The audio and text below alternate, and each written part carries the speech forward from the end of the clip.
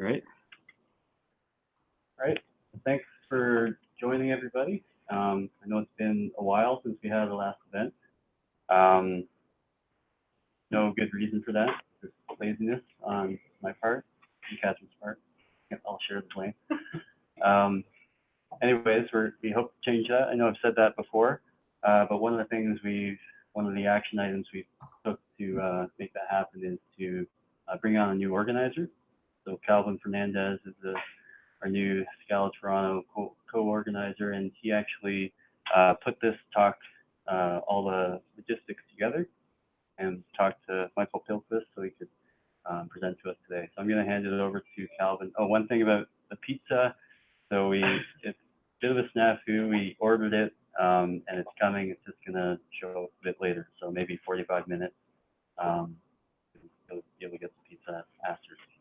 All right, let me. Hey guys, I'm Calvin.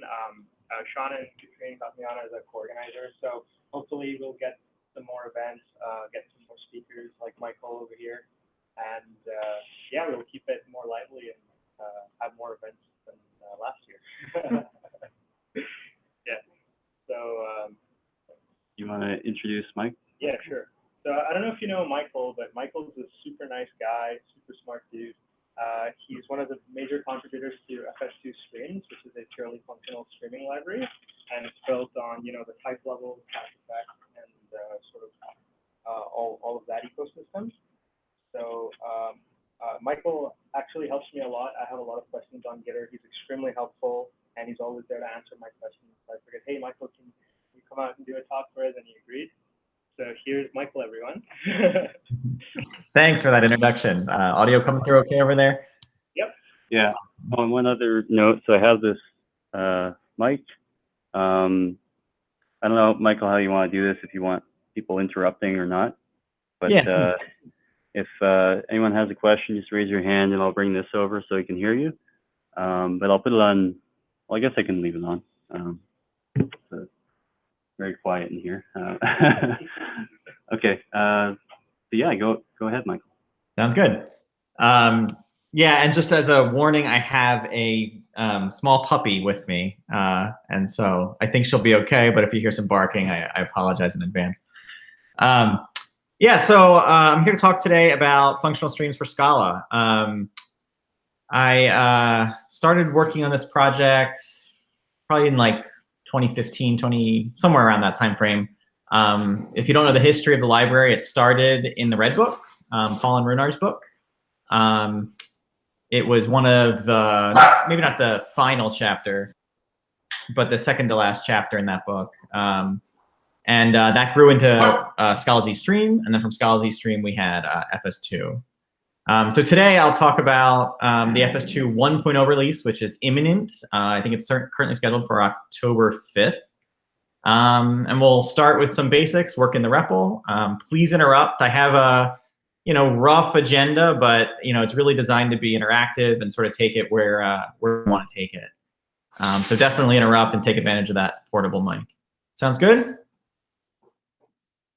All right.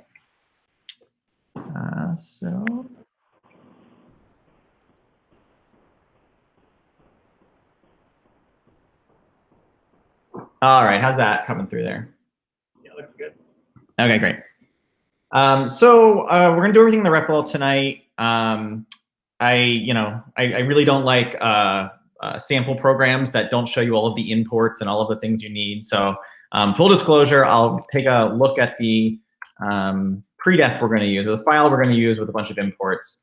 There's a bunch of stuff in here that's not really relevant, but if you do wanna try to reproduce some of this stuff, you would need some of these imports. We're going to work with version 1.0.0 milestone 5 of FS2. I've got a couple compiler options. I'm enabling partial unification just in case we run into an issue where we need it. And there's this very strange compiler, compiler bug in Scala 2.12 forward, where sometimes some concurrent programs at the REPL will hang. So we kind of enable a workaround for that. And then later on, we'll use this object down here below to set up some thread pools. I'll talk about that more when we get to it. But it's basically just a helper to simplify some of the REPL stuff we'll do. With that said, let's go ahead and launch Ammonite with that custom predef. And I want to get started by looking at pure streams. When I say pure streams, I really mean the stream equivalent of things like list or vector, right? So we'll start by importing just the FS2.stream type.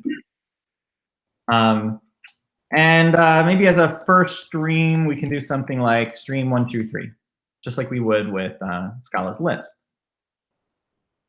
Now the type is kind of interesting here. The type that comes back is a stream of 2 type arguments, the first set to nothing, the second set to int. I'll talk a lot about this first type parameter tonight, but not yet. So when we talk about pure streams, this nothing parameter really tells us that we can't evaluate any effects, right? There is no effect type. By effect type here, I'm talking about things like IO or task. Maybe like if you haven't worked with IO or task, you can roughly sort of think about it as like maybe future, although that's not really a great analogy. But we'll come to all of those examples in a minute. First, we're going to look at pure streams. We're just going to see this nothing type parameter in that first position. Okay, so S is a stream. It consists of 3 values, and then it terminates. It reaches its natural end. Because it's a pure stream, I can do some silly transformations, like convert it back to a list. I can convert it back to a vector. I can convert it to really any collection type. I can do things like map over it. Maybe here we'll just like map like the increment function, right? Notice if I map, I get back a stream again, of course. I don't really get like an evaluation of that stream yet. The toString is sort of hinting to us that we're not really seeing a fully evaluated stream yet. We kind of have to, ask for it to be evaluated at some point, like force it. In this case, this res4, we might want to call like res4.toList to force it back to a discrete collection type. Another thing we can do with pure streams is flat map. So the flat map implementation for stream is very much akin to the one for list. Right? So if we say for each element in the stream, we'll flat map that to a new stream, of some number of elements. So maybe we turn each I into a stream of I, I, I. If we execute that, we still have a stream of nothing, int. And if we were to convert that to a list, you'll see you get the same thing you would get if you did, the list equivalent with flat map. And so in a sense, like if you're familiar with like the monad type class, right? The stream monad is, or the monad instance for an FS2 stream is list-like. It's list-like, except streams can do a bunch of things that lists can't. So for example, we have this stream S, which we've looked at a bunch, list 1, 2, 3. We can turn that into an infinite list just by repeating it. So now this res9 here is the stream 1, 2, 3, 1, 2, 3, 1, 2, 3, so on forever. Now, if I was to call s.repeat.toList, it would sit here for a while and then eventually probably run out of memory or something, right? Because it's going to allocate a, like a list builder or something, and then pull a bunch of elements from the source. And it's going to continue to pull 1, 2, and 3 over and over and over, filling up this, bigger and bigger list builder until it eventually runs out of memory. So when working with infinite streams, we typically want to, in some way, terminate early, right? In some way, exit out before we, force the final computation. Most common way, or at least the simplest way to do that is via the take operation. So we could say like take the first 10 elements from this S repeat stream, convert that to a list, and you get what you'd expect. Okay, so that's the first big difference between like normal collections like list and stream is just the infinite nature of them. I sort of hinted at the fact that FS2 streams are pull-based. They're pull-based in the sense that when we eventually evaluate them or eventually run them, you know, the sink, if you will, the end of the stream decides, you know, is it going to ask the upstream for more data, right? So it's always sort of like pulling the next element. This is in contrast to, you know, other systems that are more push-based, like if you've used observable, for instance, or that, you know, if you've used Akka stream, you know, I'd argue it's push-based. It's sort of push-pull, like it's got, you know, some staging capabilities, but FS2 is pull-based, so it sort of changes the way we might build certain type of computations. And we'll see more of that in a little bit. Okay. Let's look at a couple other things. So we have this s.repeat stream. There's a bunch of constructors on stream. If we do like stream dot, you know, and ask for all the constructors, because there's all sorts of operations, and we'll use a bunch of these tonight. There's an interesting one here, you know, unfold, called unfold. If we look at unfold, it has this signature. So first we got this, you know, a higher kinded type parameter f and this weird, you know, bound on it. Really, all this is saying is that we've got some effect type f. The pure thing is a technical detail to help Scala C do type inference. If you're interested, I have a blog article I can link you to later as to why we need that thing. But the first parameter f is like, what effect are we going to compute this stream in? Now, right now we're using pure effect, so we're going to keep that f equal to nothing. Then we have two other type parameters, s and o. S is going to be a state value, or you can sort of think of it as a seed value. We're going to start off this computation with a single s, and then we're going to iteratively apply this function f to the current seed, right? This f function will turn a seed into an option. If it's a none, it means we've reached the end of the stream. There's nothing else we want to generate in the construction of the stream, okay? And if we return a sum, we will you know, have this tuple of an output value, a value to emit into the output of the stream, as well as a new state value for the unfold. Okay. So an example of this, we can unfold and start with, let's say, the number 0. Actually, let's start with the number 1. And then on each iteration, we'll be given the current seed I, and we'll just return sum. We'll just hard code return sum. So we're going to build an infinite stream. And we'll output I, and then increment our seed by 1. So this stream would be like the stream of positive ints, right? If we were to do something like posint dot take, you know, 10 elements,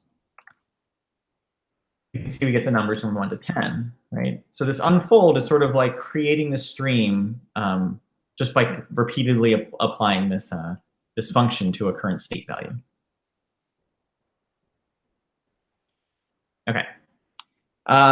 There's a bunch of other operations that we can use on streams. Let's look at some instance methods as opposed to constructors. So if we take our posint stream and hit tab, you know, we can see there's lots and lots of methods here. We saw map, we saw flat map. You know, there's a zip operation. So why don't we like zip the posint stream maybe with that s.repeat stream. So remember, posint was 1 to 10, s was 1, 2, 3.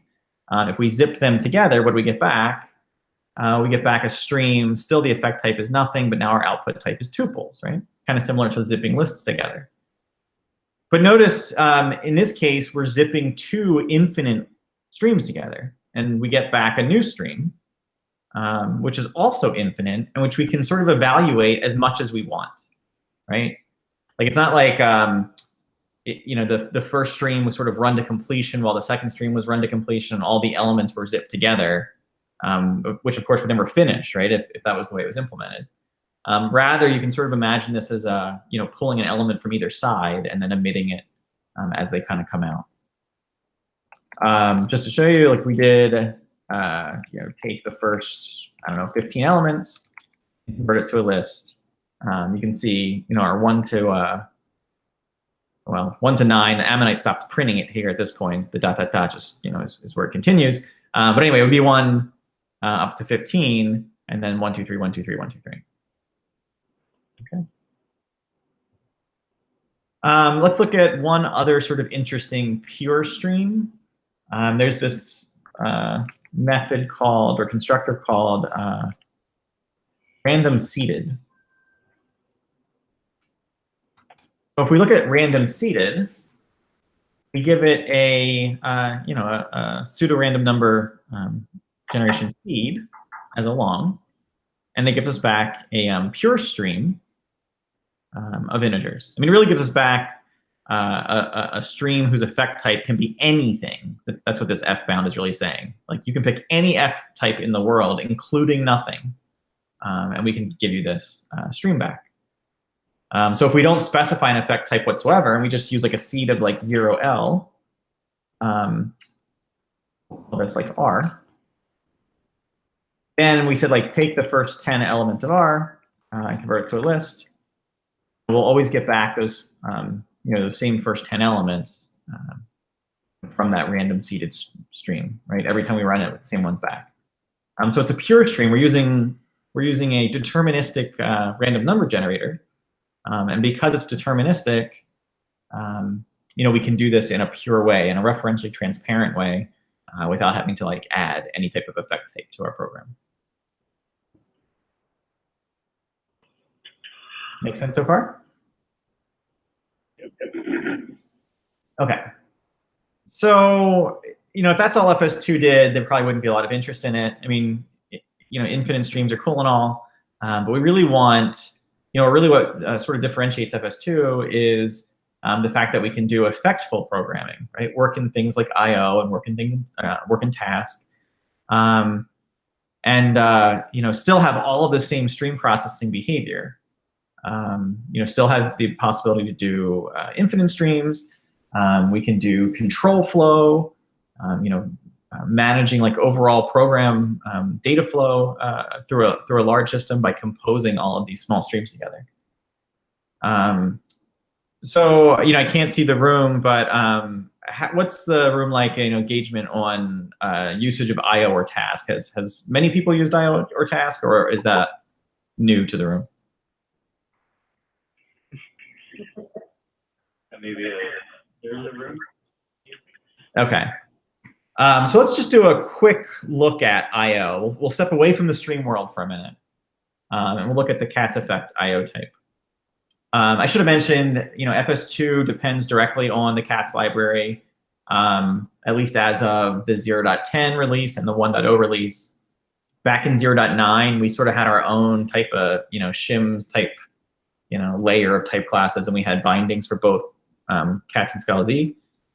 These days, I recommend, I think Daniel Spiewak's shims library does a really good job. So if you have a Scala Z-based system and you want to use FS2, you just use Daniel's shims library. Everything works great. And while my examples here will be with cat's effect I/O, the cat's effect project has a bunch of type classes that describe effect types.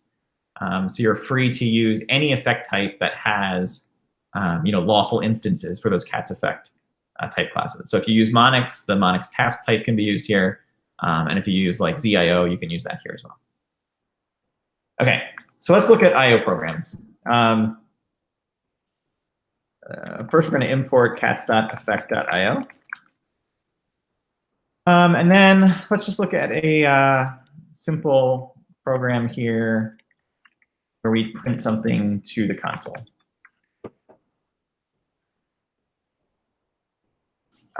So this expression, is a pure referentially transparent expression.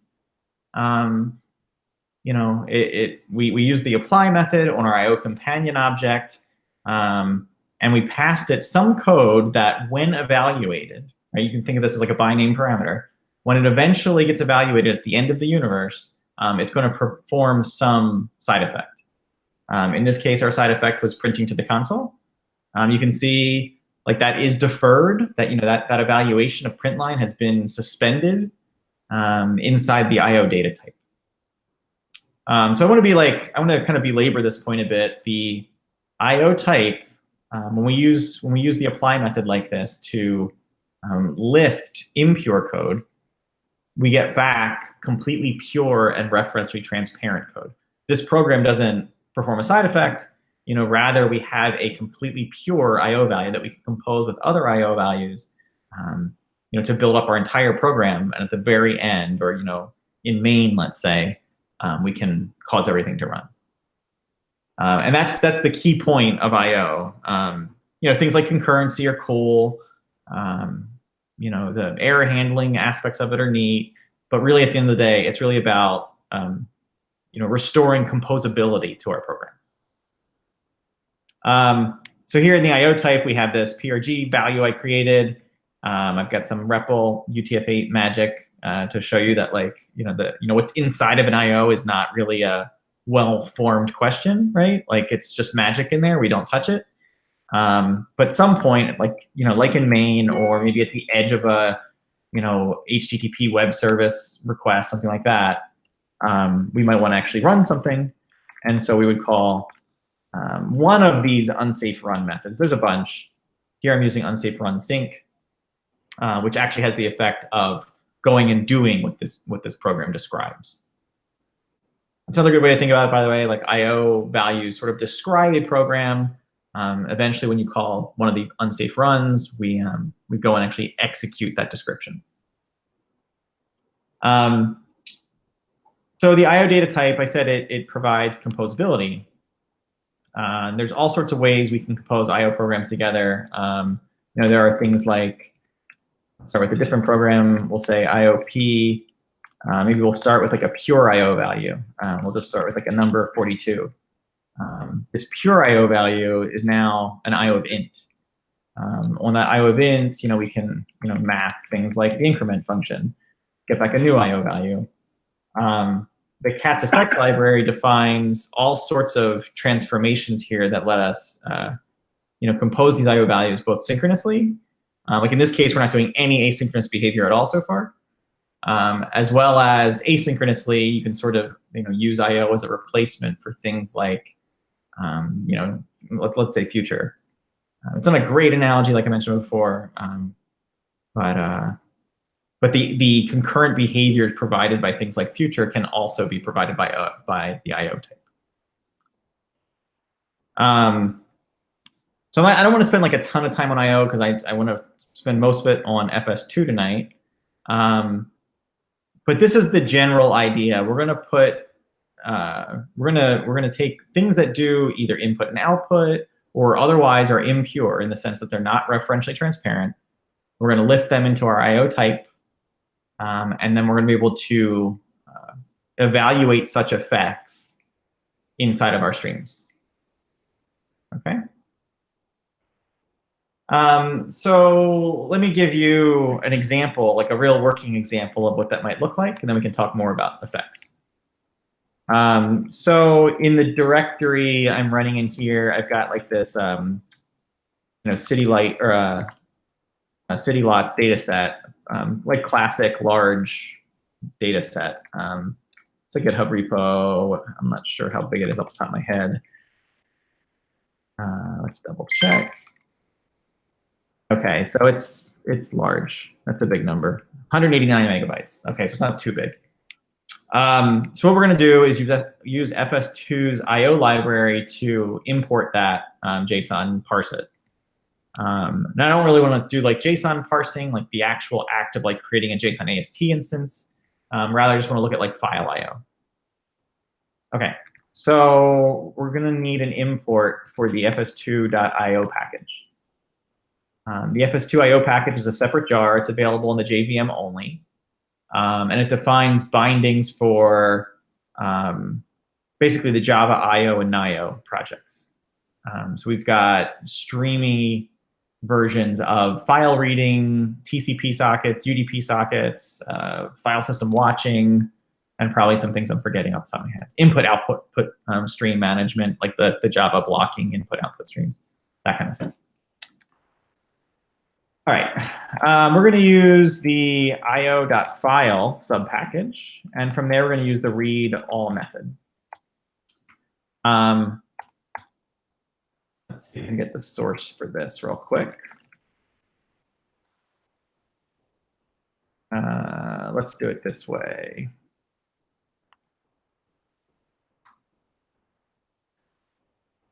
Okay, here's the source for read all. We're just going to look at the signature. Ammonite sometimes doesn't autocomplete the signature. So the read all method takes an effect type F. So this would be our IO type, right? It has some requirements on that F. These are some of the cat's effect type classes. The F has to support the sync type class, which means basically it can do synchronous suspension of impure code. It can lift the impure expressions into the referentially transparent world. It also has this requirement for this context shift ability, which is related to doing blocking I/O on a dedicated execution context. I'll show that in a moment. And then we've got 3 parameters to pass, like a NIO file path to the file we want to read, the execution context upon which we want to perform our blocking calls, and then a chunk size, the number of bytes we want to read at a time from the file. So let's try to call that real quick.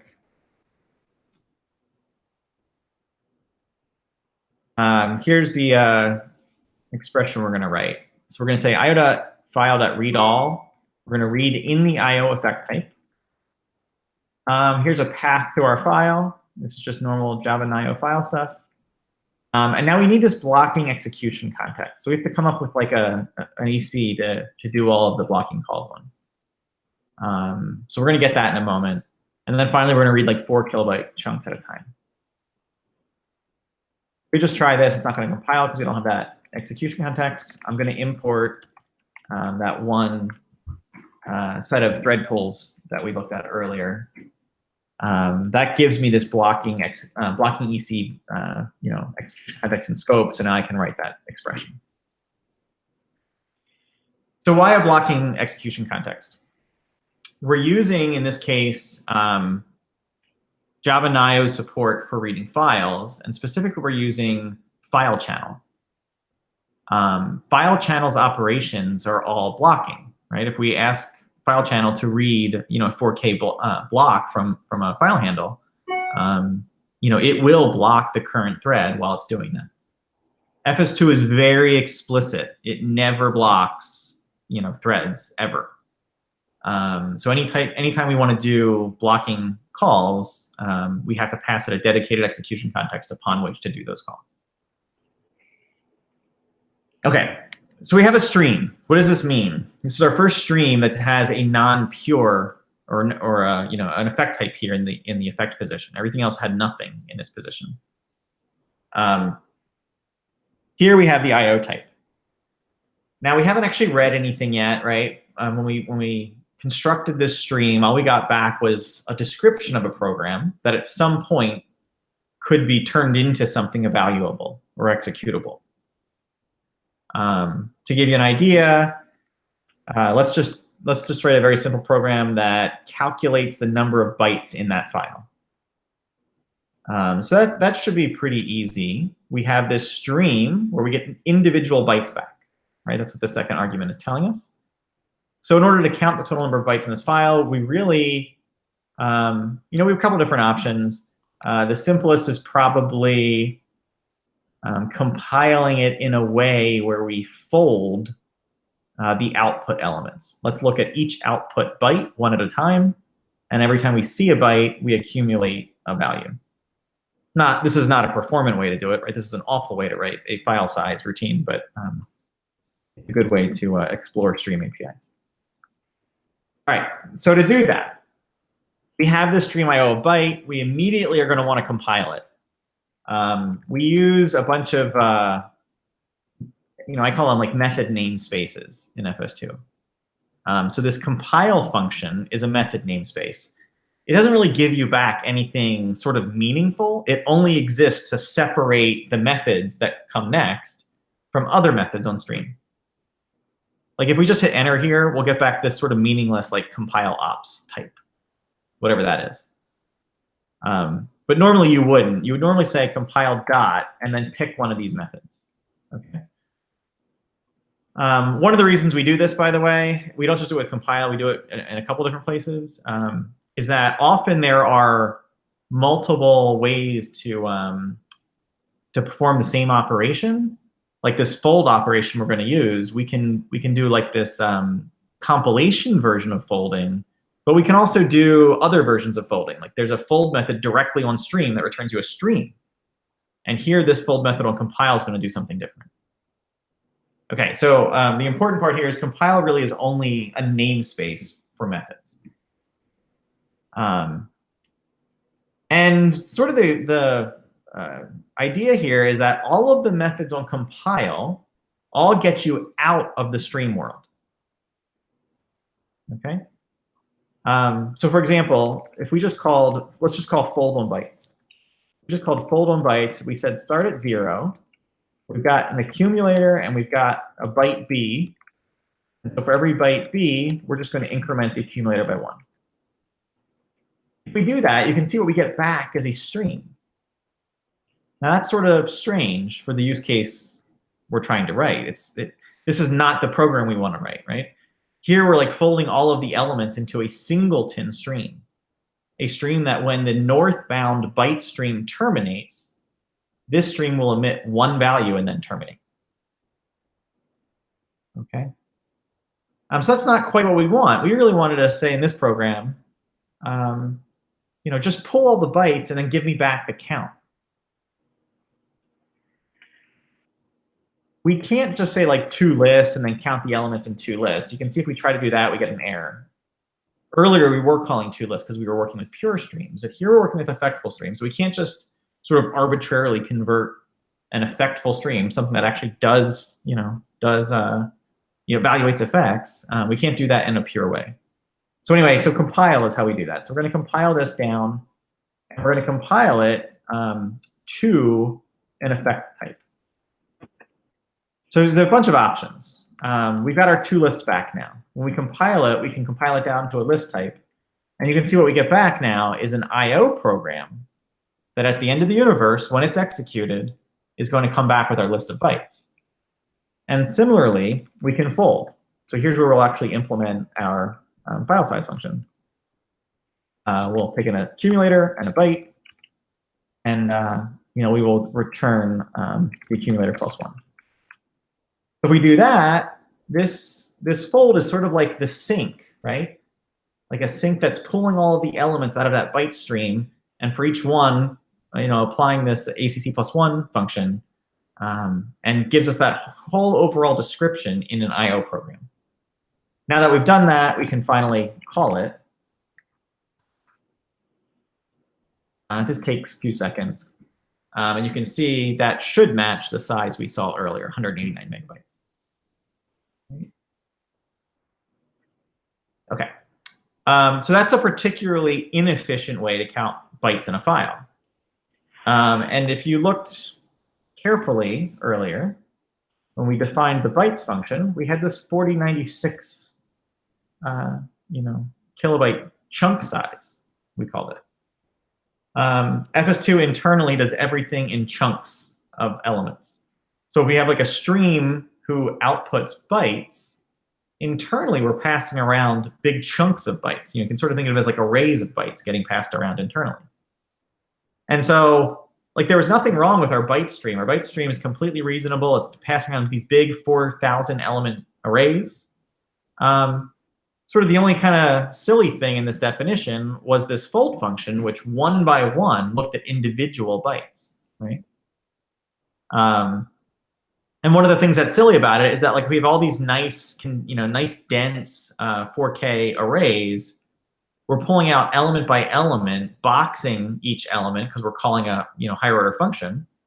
In this case, function 2 is not specialized on byte, right? So we've got boxing occurring, and then the int stuff here. Actually, I think the int stuff might be specialized, but regardless, like there's a lot of overhead in this computation. So FS2 does let you observe the chunk structure of a stream. So if we just say bytes.chunks, what do we get back? We get back an FS2, a stream who is element type now is a chunk of byte. And so you can sort of think of it as like if the original stream has a bunch of chunks internally, when we call bytes.chunks, we get back a new stream who has a bunch of singleton chunks where each singleton is wrapping another chunk of byte. We just kind of lifted the chunk structure up a layer, if you will.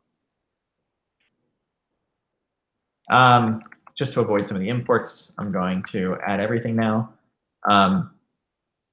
So we have this stream of chunk of bytes. Given that, for the purpose of counting elements, we could compile this and we could fold it. And here now, for the accumulator, we have some chunk C. And we can just say ACC plus chunk.size. Right? And avoid like looking at each individual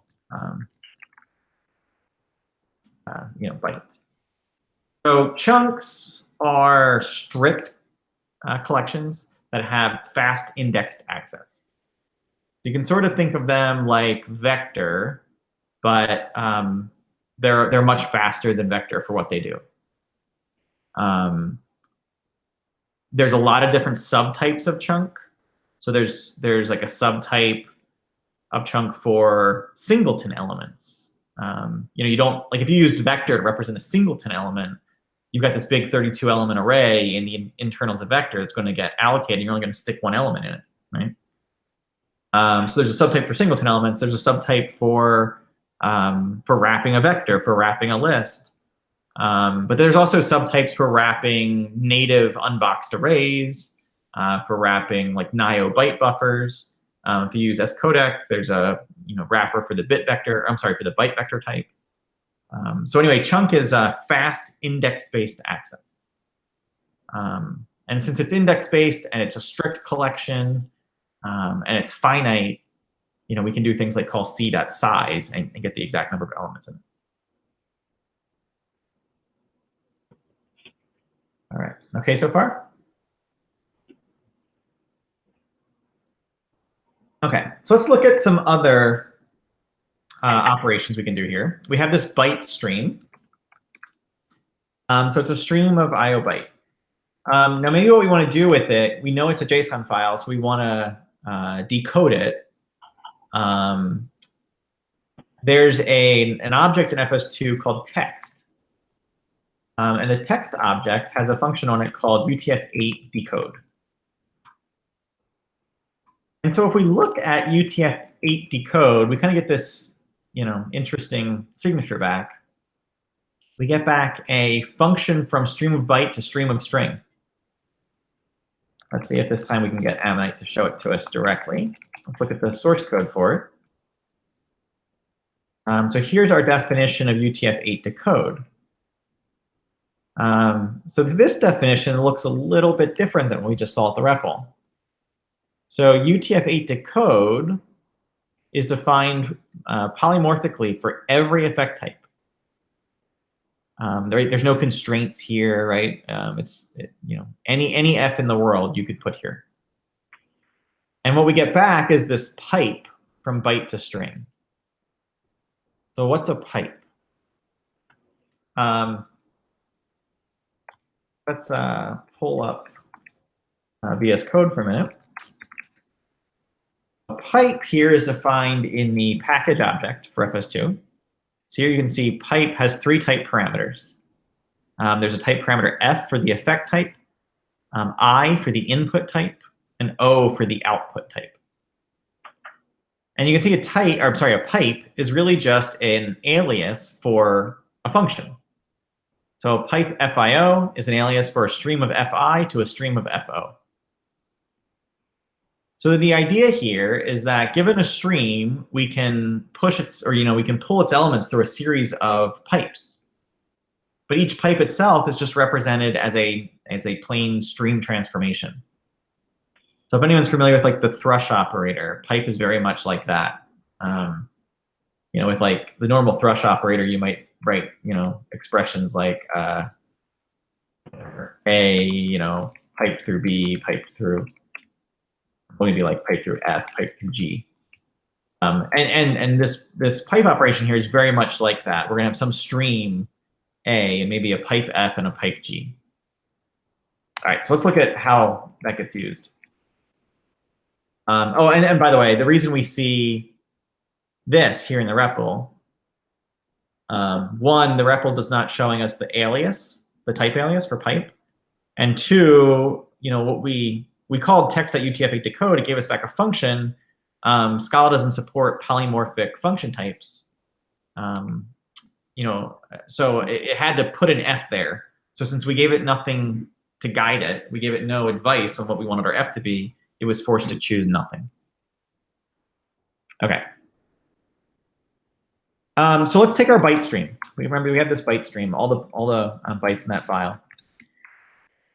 And we want to use that UTF-8 decode pipe to decode all those bytes. The way we do that is via the through operation. So we're going to say, put the bytes through text.utf8 decode. We get back now a stream of IO comma string. If we were to take like the first, I don't know, let's just take the first element. Let's take the head element of that stream. If we just take the head element, of course, we get back a new stream, right? Because we can't, like if head actually tried to return you that first element directly, we have a problem because we would have to go off and actually evaluate some IO. And we don't want to evaluate IO, right? We want to stay in the pure referentially transparent world. So what does head return? Well, head returns a new program in the stream type that outputs a single string and then stops. Or potentially output no streams if that stream was empty. All right, so let's take a look at that. If we call res41.head and then compiled it, and let's say to a list this time, we now get back our IO of list. And finally, if we run it, we should get back a single string. And that's what we see here. It's hard to tell because of all the string escaping that's occurring. But if we said like res44.size, we get size of 1. And so if you were to count the size, like we say val only, we grab the the only element out of this res44 list. And we were to count the number of bytes in that string, or at least the number of characters, you can see we get exactly 4096. So it's UTF-8, right? 1 byte per character, and hence our chunk size that we read before directly is influenced here in the fact that the string we got back out came right on the chunk boundary. All right, so let's think about that one more time. Let's look at our original program here. We had this byte stream reading 4K chunks from the file. We fed it through this UTF-8 decode. And because we only asked for the head element, we just got 4096. A single entry with 4096 characters in it. If we were to say, like, let's take 2 elements, compile it to a list, unsafe run sync it. And then we said like res48 that size, you'll see 2. Let's take res48, the second element, ask for its size. It's 4096 again. So you can sort of imagine, like, as we're taking elements, we kind of keep pulling on the source. We keep going back to disk and getting the next chunk. The next set of bytes from that file. Okay, Let's do another example. We'll take this bytes through UTF-8 decode. And this is sort of a strange string we get back, right? Like these big 4096 byte strings are sort of just arbitrarily cut off based off of our chunk size. So really maybe what we want to do is parse this line by line, let's say. I mean, explicitly what we don't want to do is read this all into like one big byte array or read it all into one big string and then feed it to a JSON parser, right? Because if we were to do that, we're doing everything in memory all at once. And really what we're doing here with this stream program is doing it all incrementally in constant memory space. All right, so we'll use a different text object or a different text method. We're going to call through again. We're going to pass text.lines. So what the lines operator does is just look for line breaks. And so if it gets a string in and that string has a bunch of line breaks in it, it'll output each of those lines separated as distinct elements in the output stream. Okay. So the text.lines operation turns a stream of strings into a stream of strings. If now we were to say, like, let's take the first, let's just take the head again. Now you can see we just get that first initial brace from the JSON. And if instead of the head we said, let's take like the first 5 lines, we get those first 5 lines, first 5 elements in this list. Okay. So the neat thing here is that as we write the stream program, we don't even really need to necessarily be aware of like the memory constancy of our program, right? We write our stream transformations as either as pipes or as other sort of pure referentially transparent transformations on streams. And then when overall we compile the program, we're able to do that in a constant memory space. All right, let's look at a different type of an effectful stream. So like we're doing I/O. Reading a file from disk or writing a file for disk is, to disk is kind of, like the canonical starting point, let's say. And you could, of course, replace disk with any other type of I/O, like read and write a socket, read and write, a Kafka queue, whatever. But there's other things that maybe we don't think about or don't come to mind initially when we first start thinking about effectful streams. So one of those things is scheduling. So the stream pipe has a bunch of methods for scheduling. The simplest one is stream.sleep. So let's look at the signature for stream.sleep. Sleep takes a finite duration for the amount of time we want to sleep, and it takes this implicit timer, this cat's effect timer, and gives us back a new stream of kind of an interesting type of f comma unit. So let's just try it. So first we're just going to import syntax for finite duration, and then we'll say like sleep 1 second.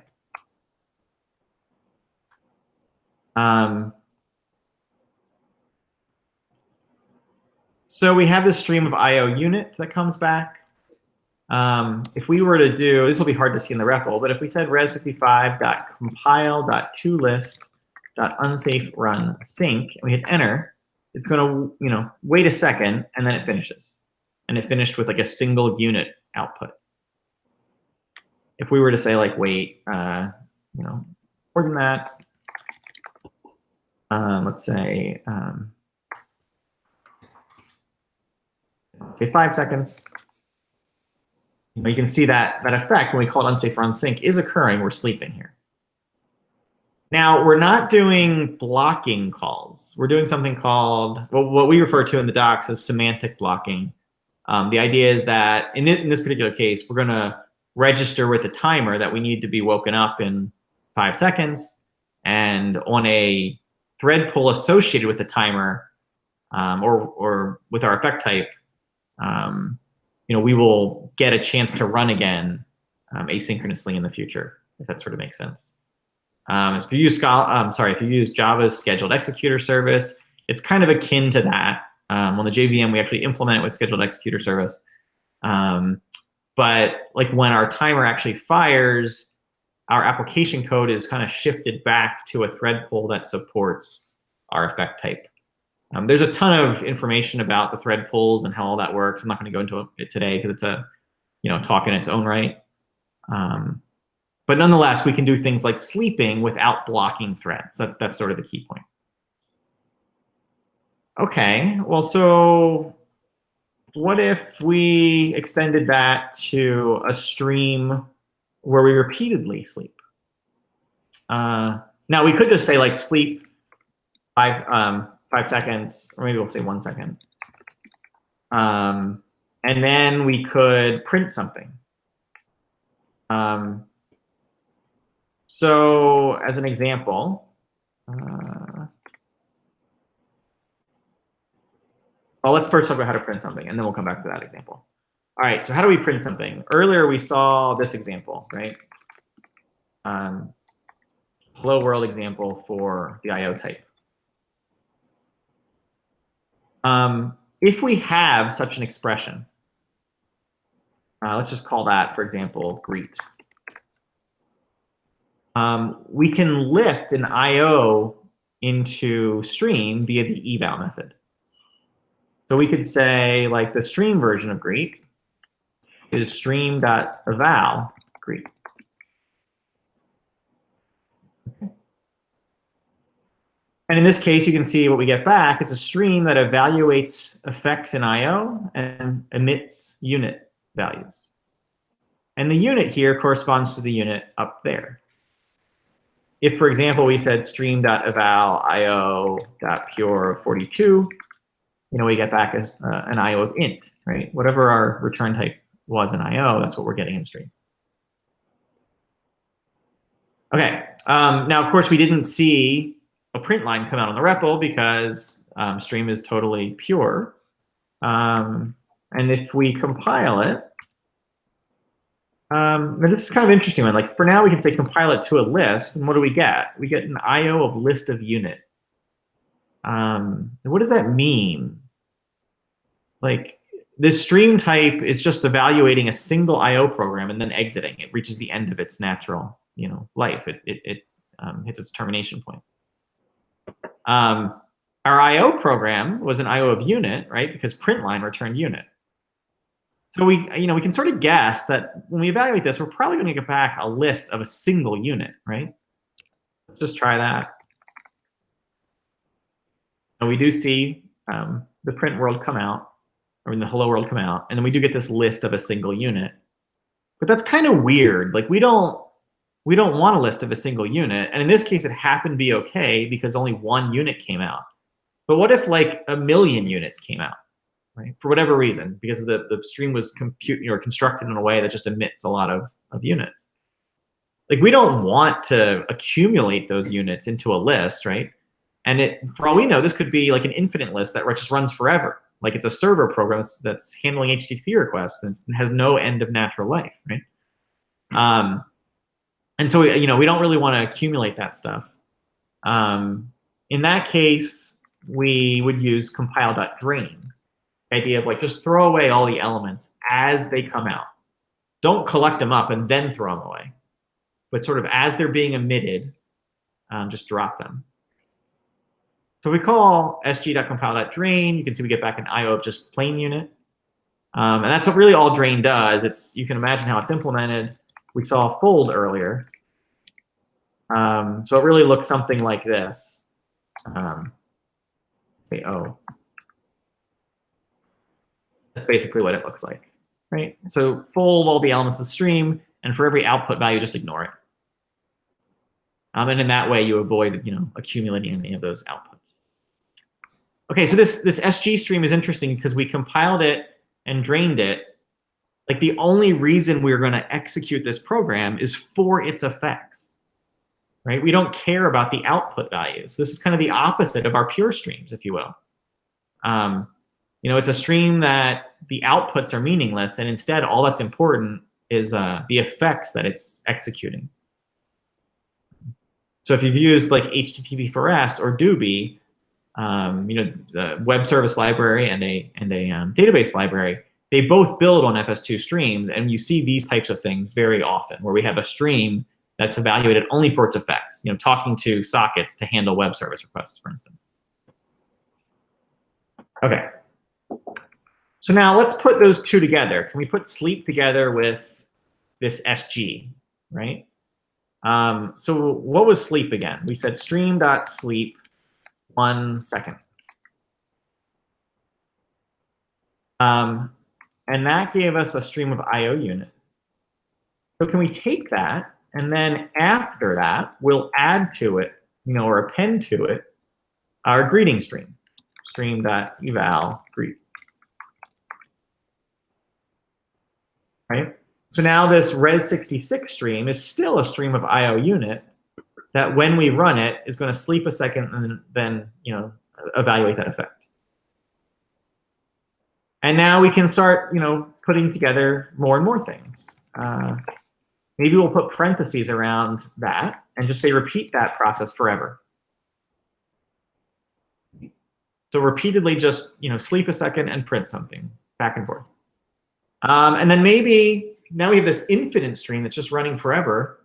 Maybe from there we say, well, we only really want to run it 5 times. And so those same operations we were doing earlier with pure streams all apply just as well to effectful streams. We can compile that, drain it, and then run it. And then you'll see the toggling back and forth. And then it stopped. Why did it stop after 2 outputs? Kind of weird, right? Well, we said take 5 elements. And so what 5 elements are we taking? We're taking unit values. Okay? So remember, this emitted a unit, right? Stream.sleep, when we looked at it, said it emits a unit.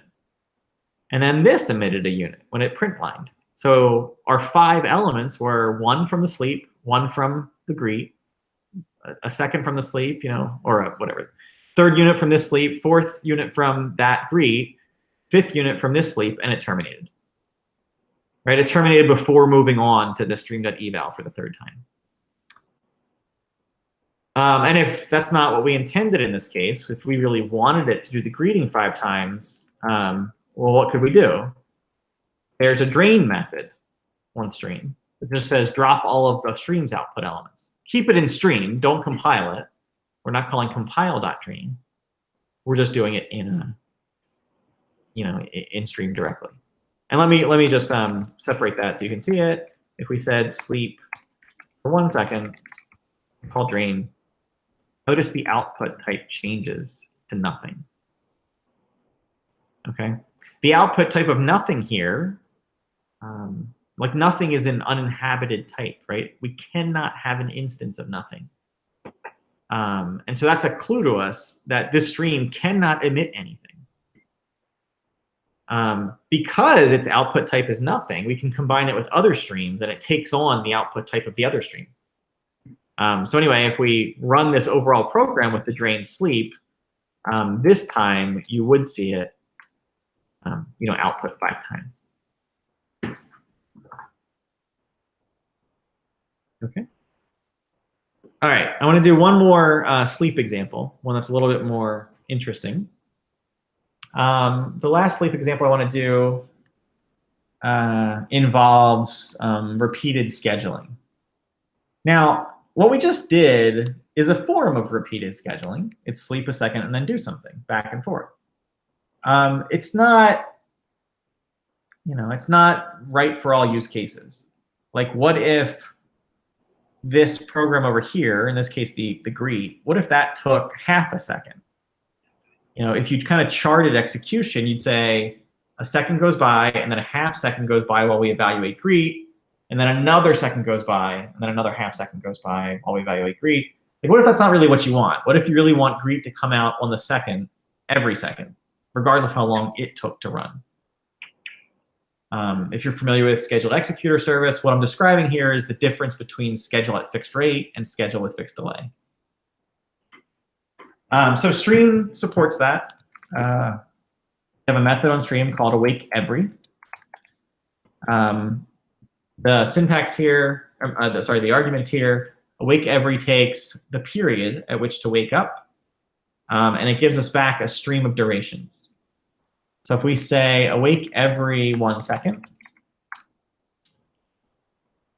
in this case, we get this somewhat confusing error. It says, cannot find an implicit value for timer of pure.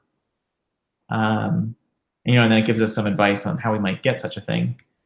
This is a case where type inference is failing, and where you have to explicitly tell it the effect type. Earlier, it was able to figure that out based off of some of the implicits that happen to be in scope. Here, it's not able to kind of chase down all those implicits. So we do have to tell FS2 what effect type we want to use. If we do that, then everything works fine. It can go off and find like an implicit timer for I/O automatically. Anyway, so we have this stream of finite duration. So like, what happens if we just say, take the first 5 elements from here. This time we'll compile it to a list, and we'll run it. Well, it kind of looks hung, right? Now it finishes, and then it prints out all the durations. But like, what's happening? Well, we have this timer running, and our to list here at the end, the to list compilation, is saying that every time something comes out, stick it into a list builder. But we can't observe that process happening with the way we wrote it. So another thing we could do, like especially when we start talking about time or start talking about infinite streams with effects, rather than like putting everything into a list at the end and then printing it out, maybe we want to print stuff out as it's flowing through the stream, right? As it's executing. So one way we can do that is we can use the to combinator. The to is sort of like through, except we're going to pass it a sink instead of a pipe. And this is similar, if you've done Akka streams, similar to the sink concept there. A sink is really just another stream transformation. I won't show it in detail, but we are going to use one of these predefined sinks. Show lines std out. Now, sometimes show lines std out, like type inference works. Other times you do have to help it out a little. In this case, it wants some help. Yeah, it wants some help. Now, we could write it like this. We're going to get another error. So basically, show lines std out. Let's look at the source of it.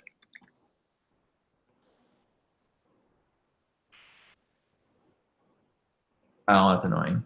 Let's look at it here. Okay.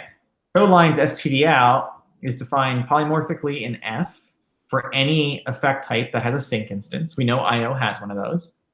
And then for any output type I that has to have a show instance, a cat's show instance. So it turns out I/O is fine. I/O works great here in the F position. Finite duration does not have a show instance by default.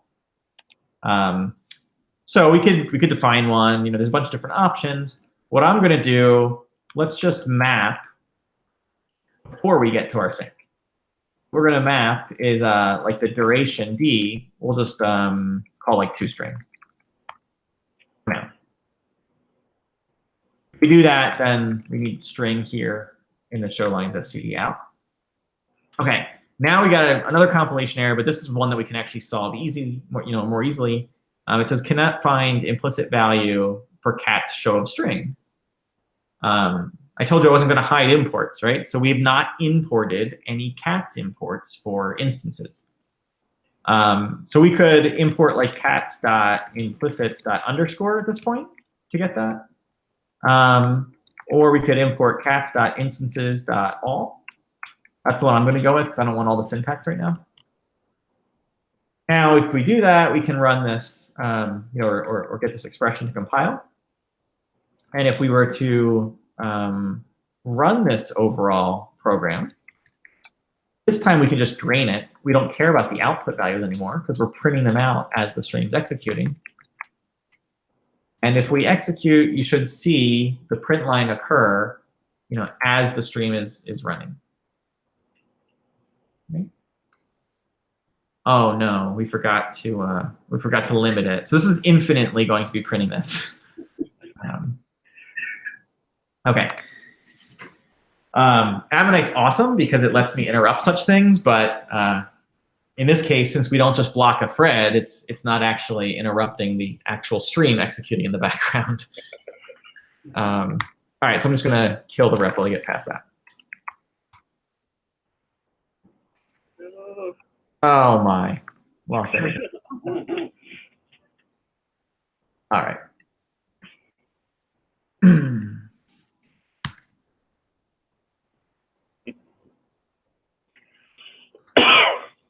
Okay. So I want to put awake every together with bytes and do something that's maybe interesting. I don't know. So let's get some of the imports set up again. We're going to import FS2 to underscore. We're going to get that cats instances dot all. And we're going to get our YOLO. Oh, yes, absolutely. Is that better? Yep. Cool. Okay. And now we're going to take our byte stream. Just like before. Oh, I forgot to import.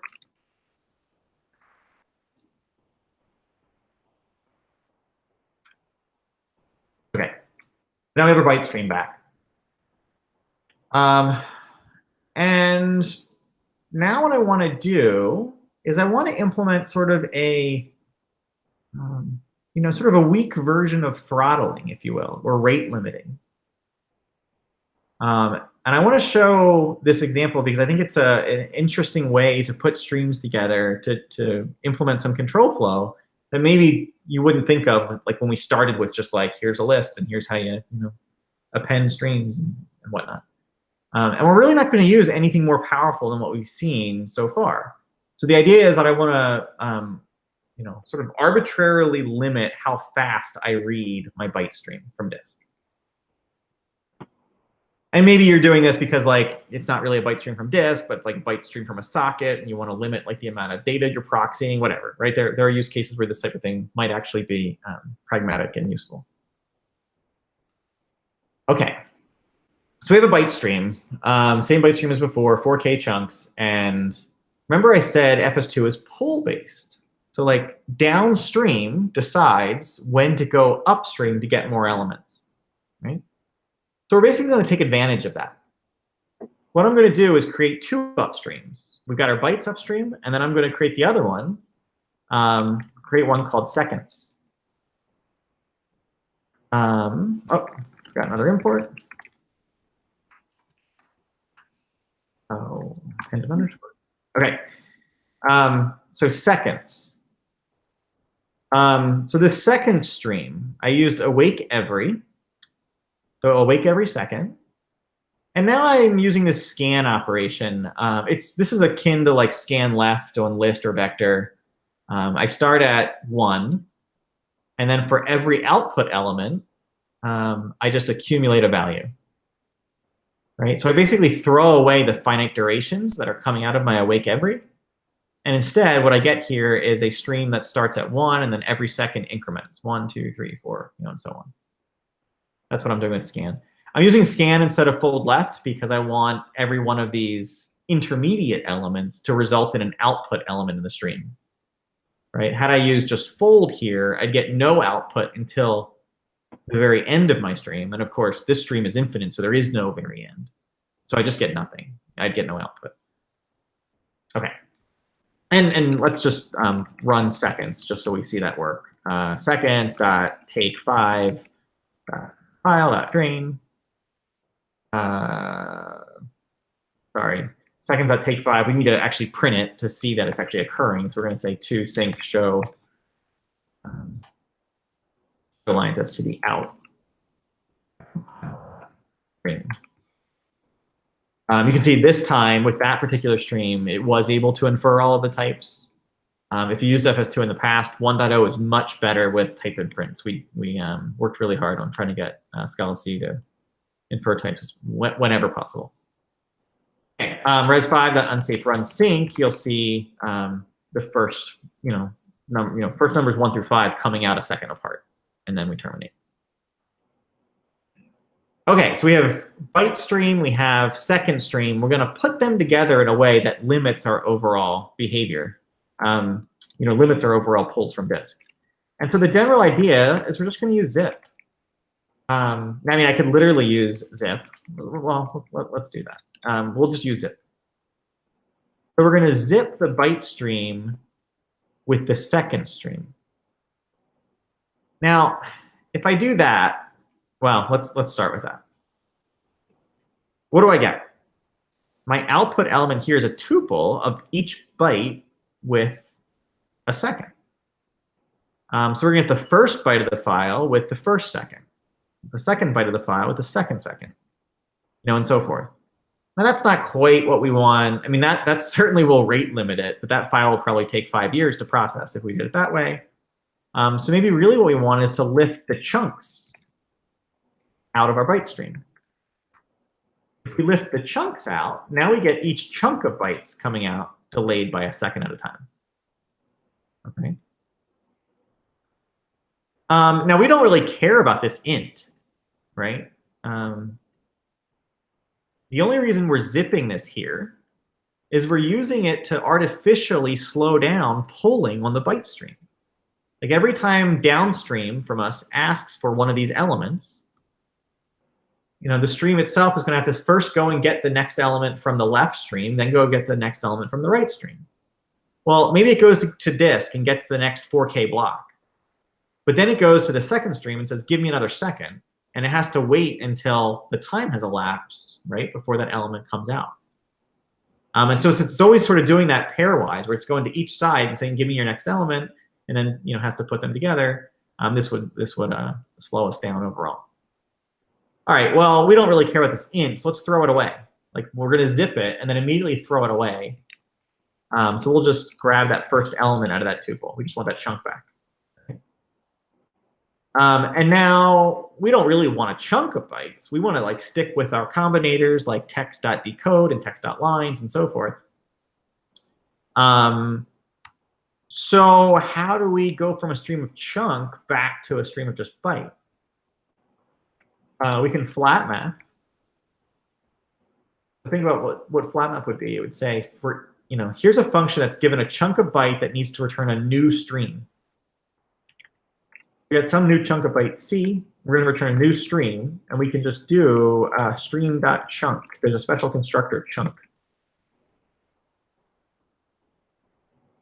That gives us back now where we started, same type as the byte stream. If we were to run this stream, to our sink, but that's a set of bytes, so it's not really going to be nice to print out. Let's instead do this. We'll say run it through text.utf8 decode and through text.lines. Then we were to put that to our sink. I think you want res 10.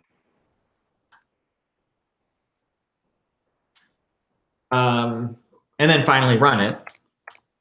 Michael, I think you wanted res 10 instead of bytes. Oh, what did I do? Oh, thank you.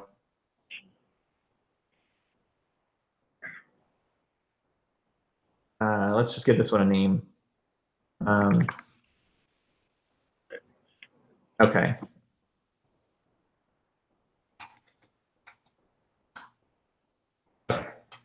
Yeah, and then actually, the other thing I wanted to do is limit it. I don't want to have to reset the REPL again, so we'll take the first 5 elements. Okay. File it, we'll drain it, and we'll run it.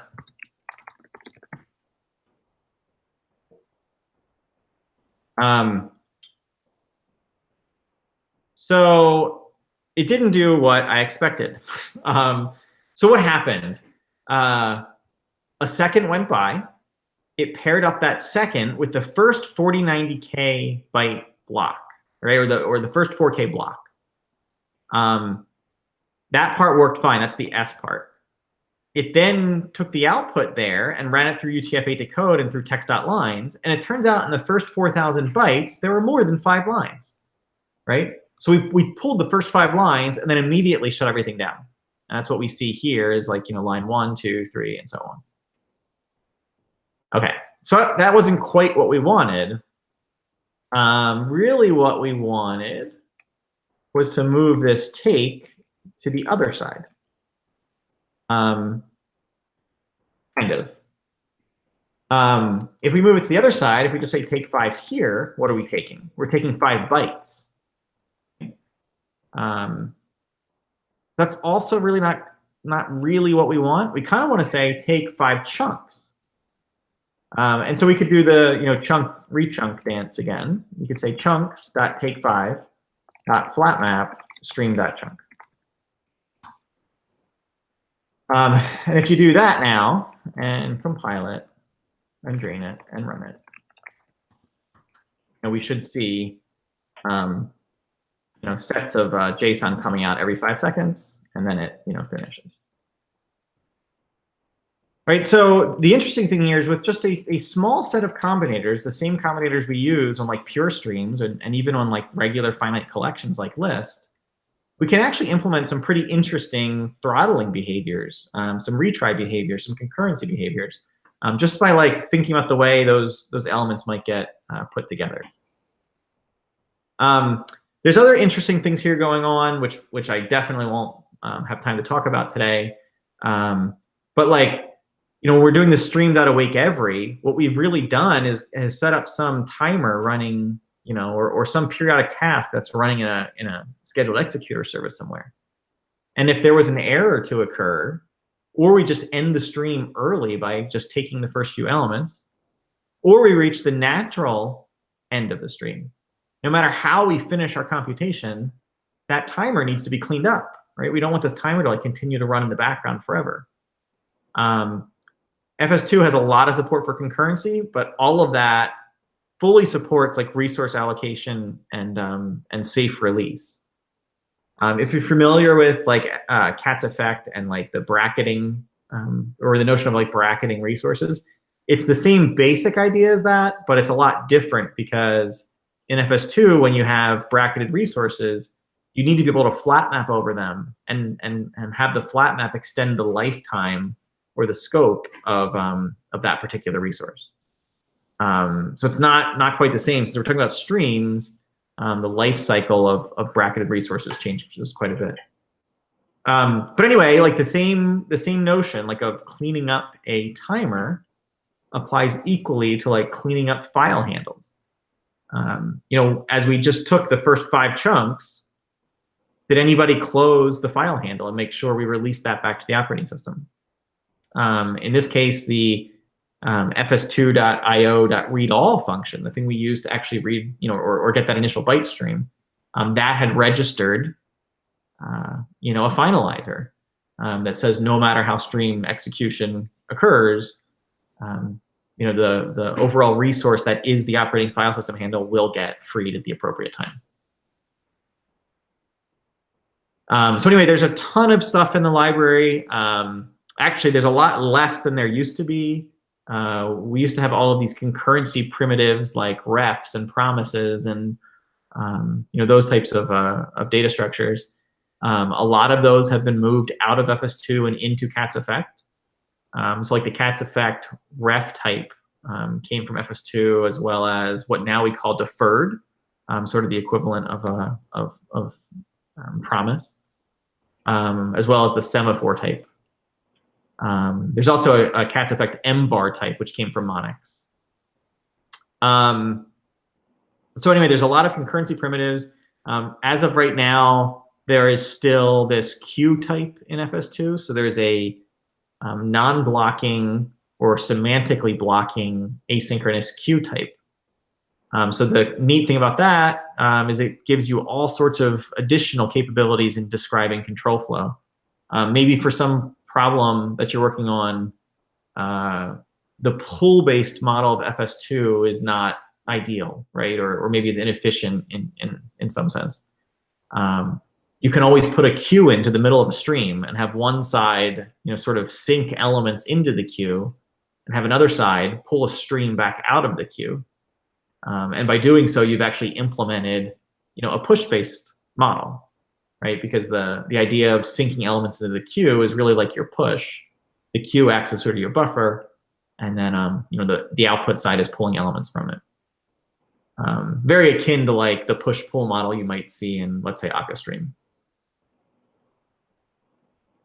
Okay, so there's a bunch of other examples I can do, but that's a lot of talking, and I want to make sure we have time for questions. So I guess at this point, I'd like to turn it over and field any questions folks might have. Thanks, Michael. I just want to check in with the room here. I think we might be suffering from low blood sugar because we didn't eat pizza before. So. Oh no, I forgot about the pizza. Show of hands, who's anxious for food? No. Okay, not as bad as I thought, maybe. Yeah, does anybody have a question for Michael? Hand this back. First off, thanks for creating such a great library.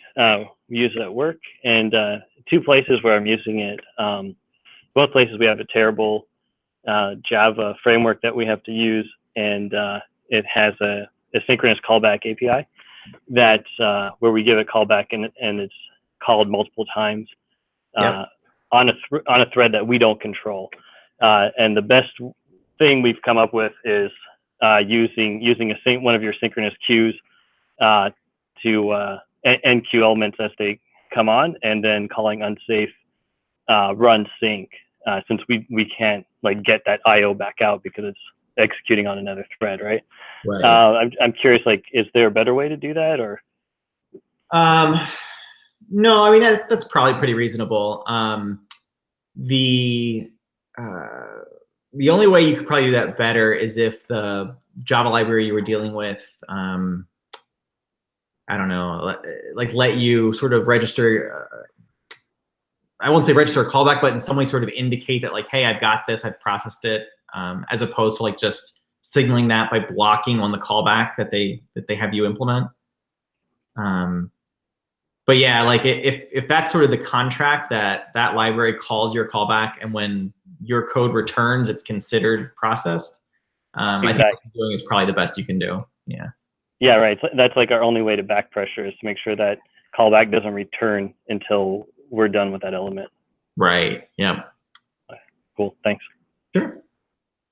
Yeah, you do see that pattern a lot with like I think the AWS SDK has a lot like that. And I've also seen some people do Kafka type integration that way. But I think in both cases, if you can get an async callback support, it becomes a little bit easier, right? You can avoid the blocking on the unsafe run sync and just complete like the caller's callback when the work has been enqueued to the FS2 queue.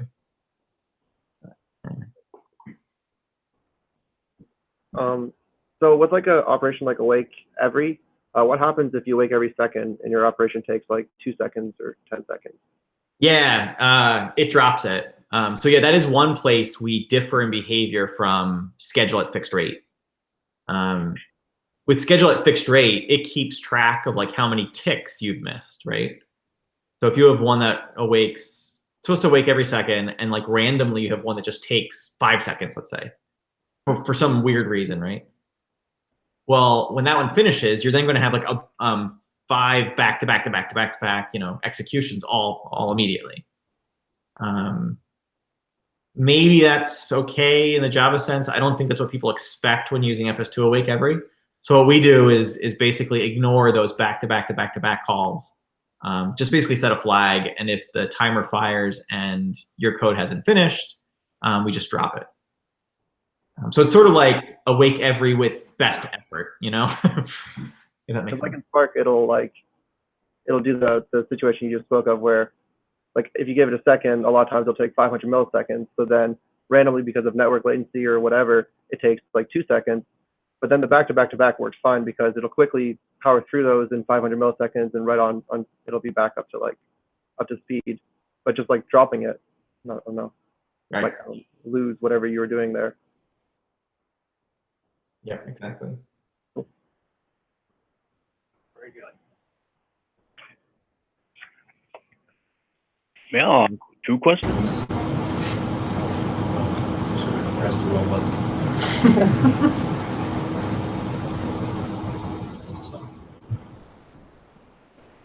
Are you back online? Oh, hello? Music starts playing. I guess you know what? That's the truth. Can you hear me, Mike? Oh, now I can. I think the audio is back. Okay.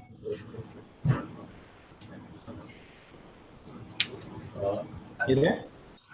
Is every one of them forkable? That means would you create an exact replica where you advance one of them while the others stay the same? I think there's a bunch of audio noise that I missed some of that. Could you repeat maybe a little closer to the mic? Yes. Is a string forkable? That means you can fork a string and pipe it to somewhere while the pointer in another string stays still. So basically, the advancement of two strings is like separated and isolated from each other. Yes. Sort of. So anyway, so yes, the short answer is yes. It's really tricky. At least it's really tricky if you try to get the combination of things that FS2 guarantees to all work together. I didn't show it today, but there's a very powerful API in FS2. Very once you get used to the FS2 style, it's a very straightforward API even. It's called our pull API. It's a lower level view of a stream. And if you're working in the pull API, you can then sort of advance multiple streams, sort of at whatever rate you want, right? Whenever you want. Like you can pull 3 elements from the left side, 1 element from the right, or whatever you want to do. The reason I say it's tricky though to do multiple at the same time is that you really want things like resource acquisition and finalization, as well as concurrency and stream interruption, all of those things to sort of like work well in the combined output stream that you generate, right? The idea is like if you're combining all of these other streams into a single stream, some fan-in complicated graph model, then the guarantees about resources in those source streams you still hold overall if like that merged output stream fails or is interrupted or whatever, terminated early because of a take. And so anyway, getting all of those details right tends to be very, very difficult. So we have taken away some of the API in Pool. Like Pool used to have the ability to sort of pull on a stream asynchronously, and that was too powerful. It was way too easy to mess up. We had to take that part out. Even implementing something like zip, like the zip that we use, which you can imagine has to pull from both left and right streams simultaneously. Even that is very tricky to get right. So there's this whole like scope leasing model, and it's very complicated. So anyway, the short of it is, if doing concurrency, we much prefer or much recommend folks to stay at a higher API level and use things like queues and semaphores and refs and whatever. Use those higher level concurrent data structures, and then combine the resulting streams with normal combination functions like merge and concurrently. There's a function called par join, which is sort of like run n streams in parallel and join all the results. So anyway, taking away that async full API, at first we thought was going to be like very limiting, and it's turned out to be quite the opposite. Like it's perhaps maybe a little bit, maybe more difficult to design how you might lay out like a really complicated asynchronous graph, especially like fan-in. But once you kind of figure out how to model it with queues and concurrently and merge and those combinators, it tends to work very well, as opposed to the old style, which was easier to get going with, but then not, not behaving the way you. Does that help? Well, I guess well, it's much more information than I needed. I've been accused of that. So yes, it's definitely helpful. Though, yeah, well, I need to get my hand dirty. See how it's. And my second question is it possible to, well, to partially train, to make a string time sensitive? For example, if you have two strings and you want them to compete with each other, so you combine them together and get the 5 elements of all of them that responds first. Is it some kind of demand that is easy to implement? Yes. Yeah, actually, I wasn't going to spend a lot of time on concurrency today, but it's a really neat example, and I won't actually run this, but I will type it out just to give you an idea. That really would become as simple as something like, well, probably do something like this: stream left and right, where left and right each are streams. So now I have a stream of streams, and we would just say par join unbounded. Oops, sorry, par join unbounded. So the idea here is that par join unbounded would turn each of those two streams into like a single stream. A better way to do this would just be like,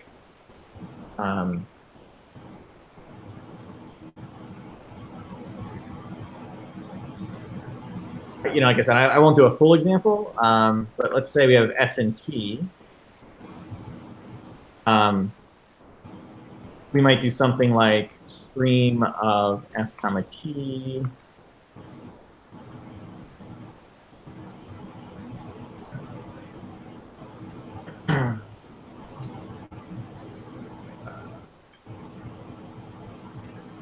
There's some type annotations, but I gotta, because I'm doing a quick example of the REPL, I'd have to do it differently. But ignore the covariant IOs for now. Ignore that. That does exactly what you want. So that would merge two source streams together into a single source stream, and as the elements come out, they just get merged together in that output int stream. And if you said I only want the first 5 elements, the first 5 that are available between those two sources, you just use 8. And I think that would be exactly what you do. So in this case, the two strings will compete with each other. Yes. Thanks. That's all my questions. Sure.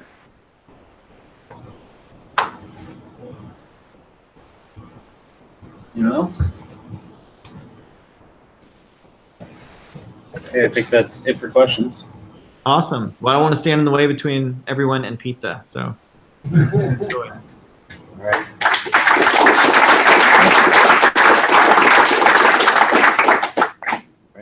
Thanks again, Mike. And I hopefully this was recorded. And so I'll give you the link once it finishes rendering. Awesome. Thanks, everyone. Have a good night. Bye. Okay, so there's pizza around the corner here. Oh. It's going to be at the back of the room. Thanks.